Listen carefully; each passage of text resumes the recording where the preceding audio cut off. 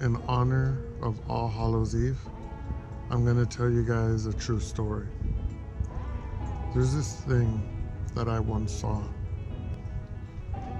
Um, I'm not sure what to call it, but I remember being awakened from my sleep, stirring, uneasy, restless, and when I woke up, I remember already being afraid as if I woke from a nightmare.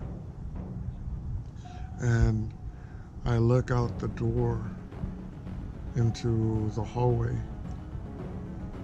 and I remember vividly seeing that there was this thing there looking at me from the darkness, but it was darker than the darkness.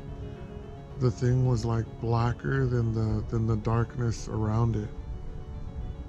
Like it stood out in the dark hallway.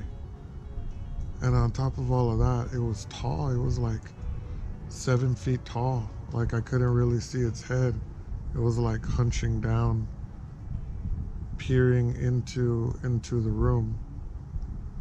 And at first, I didn't really freak out or I didn't really panic. Um, a little backstory is I grew up Catholic, and we're in our household. We were always talking about angels and demons and ghosts and spirits and you know ancestors and stuff like that. So I grew up sensitive. It wasn't like I never felt things before, but this was the very first time I've ever seen one. And that wasn't the shocking part. The shocking part was when it tried to talk to me. It had this like backward speaking, hushed like voice, and I couldn't understand it. I didn't know what it was saying to me, but it seemed like it wanted something. It seemed like it was trying to say something to me. And at that, I froze. I wasn't frozen before, like, but I froze after I heard it speak and it was talking to me. I tried with all of my might to move and I could not move. It took all of my will and prayer to shake myself loose from this thing. I mean, I must have been stuck what seemed like 2 minutes trying to move and shake as this thing was speaking to me.